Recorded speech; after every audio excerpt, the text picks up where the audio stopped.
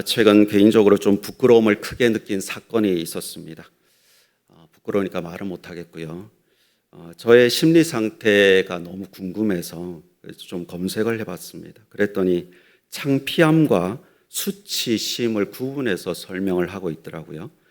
창피함은 어떤 실수나 행동들 때문에 사람들 앞에서 느끼는 순간적인 부끄러움을 말하고 있고, 수치심은 좀 더 깊은 감정인데 나는 잘못했다 그래서 부끄럽다 이 정도가 아니라 나는 형편없는 존재다라고 느끼는 감정이라고 설명이 되어 있었습니다. 저는 수치심이었습니다. 그래서 며칠 동안 잠을 못 잤습니다. 이 감정이 심각해지니까 그런 분들이 좀 이해가 됐어요. 명예 때문에 그 극단적인 선택을 하는 사람들의 그 심정이 조금은 이해가 됐습니다. 물론 그 선택이 옳다라고 말씀은 드리는 건 아니지만 생각보다 상처가 크게 남더라고요. 그런데 그런 상태에서 이 본문은 고등부 설교를 하기 위해서 쭉 이어가고 있는 본문인데, 이 본문을 보다 보니까 이 말씀이 저를 더 괴롭게 만들었습니다. 오늘 본문 속에서 만나는 사람들의 모습 속에 제가 비판받았던 그 모습, 또 스스로를 그렇게 바라보던 모습이 보였기 때문입니다. 23절을 보시면 그들과 함께 말할 때에 마침 블레셋 사람의 싸움 도두는 가드 사람 골리앗이라 하는 자가 그 전열에서 나와서 전과 같은 말을 하매 다윗이 들으니라. 제가 고통스러웠던 부분은 전과 같은 말을 하매였습니다. 40일이 넘도록 골리앗은 여전히 같은 말을 반복하고 있습니다. 전쟁하러 온 것이 맞는지 알 수가 없을 정도입니다. 그런데 골리앗만 그랬던 게 아닙니다. 이스라엘 군대도 마찬가지였습니다. 이스라엘과 블레셋이 전열을 갖추었습니다. 이제 곧 전투가 벌어질 위기의 상황입니다. 그 긴장된 순간입니다. 골리앗이 이전과 같은 말을 반복하고 있는데 이스라엘은 두려워서 도망갑니다. 그 후에 하는 그들의 말이 있습니다. 25절에서는 그들이 도망가면서 이 골리앗을 보았느냐라는 말도 나오고 그들이 이런 말을 합니다. 그를 죽이는 사람은 왕이 많은 재물로 부하게 하고 그의 딸을 그에게 주고 그 아버지의 집을 이스라엘 중에서 세금을 면제하게 하시리라. 저 골리앗을 죽이면 큰 상을 준다더라. 왕의 사위가 된다더라. 세금도 면제해 준다더라. 이런 말을 하면서 도망가고 있습니다. 싸울 생각은 안 하고 이전에 했던 그 말들을 반복하고 있습니다. 더 안타까운 것은 소년 다윗이 질문하는데 그 다윗의 질문에 대답하는 어른들의 태도입니다. 다윗이 질문했습니다. 26절에서 이 블레셋 사람을 죽여 이스라엘의 치욕을 제거하는 사람에게는 어떠한 대우를 하겠느냐? 이 할례 받지 않은 블레셋 사람이 누구이기에 살아계시는 하나님의 군대를 모욕하겠느냐? 이런 질문을 하고 있습니다. 그런데 이 질문은 사실 이런 거죠. 하나님의 이름이 모욕당하고 있는데 왜 가만히 있습니까? 그런데 어른들의 대답이 무엇입니까? 27절에 같은 표현이 나옵니다. 백성이 전과 같이 말하여 이르되. 15살도 안 된 소년 앞에서 성인이라는 사람들이, 군인이라는 사람들이, 이스라엘 백성들이 같은 말을 반복하고 있습니다. 왕이 이렇게 보상한데 아니 성인이라면, 군인이라면 이러면 안 되는 거 아닐까요? 누군가는 말했어야 합니다. 그래, 우리의 생각이 잘못됐다. 하나님의 이름이 모욕당하는데 침묵해서는 안 된다. 우리가 여호와의 이름으로 나아가 싸우자. 그런데 아무도 나서지 않았습니다. 사울도 마찬가지입니다. 블레셋과 대치하고 있던 그때는 큰 전쟁이 언제 크게 번질지 모르는 긴장되는 순간입니다. 자신을 왕으로 세워주신 하나님의 이름이 모욕당하고 있는 상황입니다. 이 중요한 순간에 백성을 바른 길로 이끌어 주어야 할 왕이 보이지 않습니다.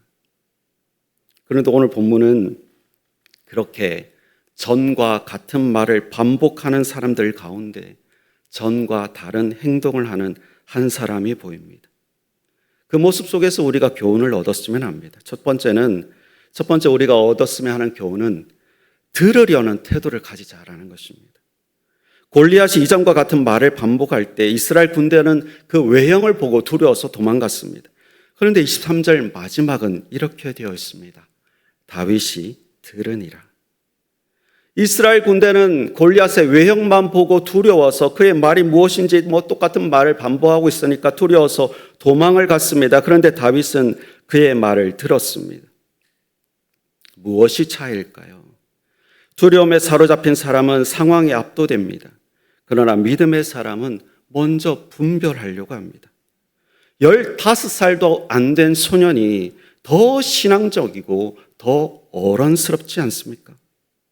오늘날 많은 사람들이 실수하는 이유도 여기 있는 것 같습니다. 들어보지 않는다는 것입니다. 듣지 않고 판단한다는 것입니다. 다윗의 형인 엘리압도 같은 실수를 했습니다. 28절을 보면 형 엘리압이 너 여기 왜 있냐? 네 양을 어떻게 했냐? 막 비판을 합니다. 그리고 마지막에 이렇게 말합니다. 내 교만과 내 마음의 완악함을 내가 안다. 엘리압은 다윗의 말을 들으려 하지도 않았습니다. 그러니 다윗이 아버지의 심부름으로 전쟁터에 온 것도 모르고 그 심부름을 하기 위해서 아침 일찍 나서서 양을 맡긴 것도 모릅니다. 상대방의 이야기를 듣지 않으면 알 수 없는 겁니다. 상대방의 입장을 이해하지 못하니까 자기의 생각에 갇혀서 잘못된 판단을 하고 관계가 무너지는 것입니다. 경청은 단순한 기술이 아닙니다. 상대를 존중하는 태도입니다. 상대방의 이야기를 들으는 노력을 멈추는 순간 상대방을 무시하는 겁니다. 우리는 그런 노력을 멈추지 않아야겠습니다. 두 번째는 건강한 질문을 하는 것입니다. 같은 말만 반복하는 사람은 과거에 갇혀 있는 경우가 많습니다. 옳고 그름을 알고 옳고 옳은 말은 할 수 있지만 움직이지는 않습니다. 움직이지 않으니까 이루지 못합니다. 그런데 다윗은 질문하는 방법으로 움직이고 있습니다. 26절입니다. 이 블레셋 사람을 죽여 이스라엘의 치욕을 제거하는 사람에게는 어떠한 대우를 하겠느냐? 이 본문이 너무 고민스러웠어요. 이게 도대체 뭘까? 근데 30절에도 같은 말을 합니다. 다른 사람을 향하여 정과 같이 말을 하며 이게 이제 이 골리앗을 제거하는 사람에게는 어떤 대우를 하겠느냐 같은 말을 하는 거거든요. 아니 이미 알고 있는데 왜 또 질문을 하지? 왕이 어떻게 대우한다는 것을 이미 들었습니다. 그런데도 똑같은 질문을 반복하고 있는 것입니다.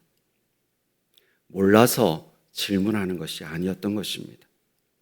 그 건강한 질문을 통해 두려움에 떨고 있는 이스라엘 군대를 깨우는 것입니다.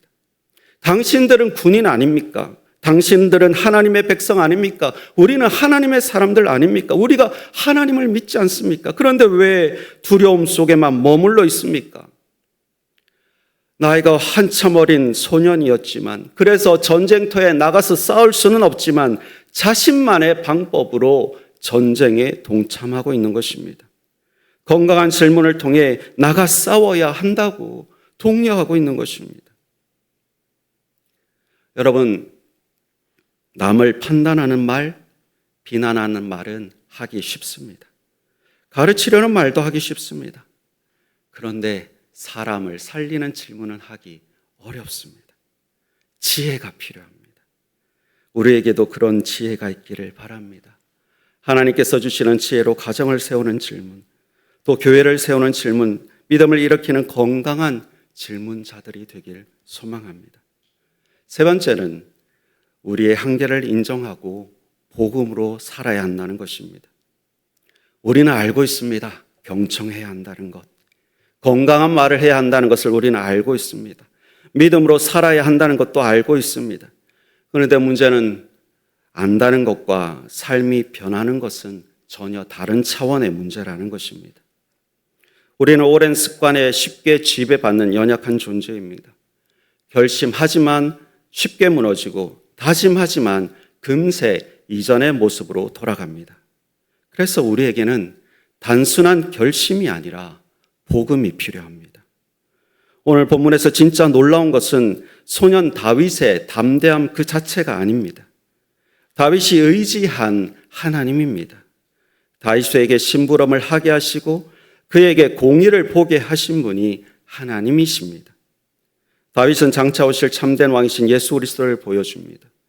이스라엘 군대는 두려워 숨어 있었고 아무도 싸우러 나갈 수 없었습니다. 그런데 한 사람이 대표로 나가서 싸우게 됩니다. 아무런 힘없는 어린 소년이었습니다. 그런데 그 소년의 승리가 백성 전체의 승리가 되었습니다.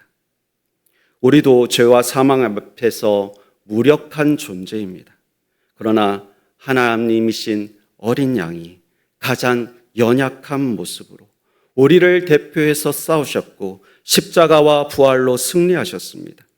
그래서 우리의 소망은 내가 얼마나 담대한가에 있지 않습니다.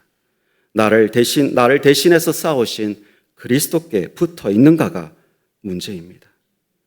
우리가 조금 더 강한 사람 되는 것이 구원의 길이 아닙니다.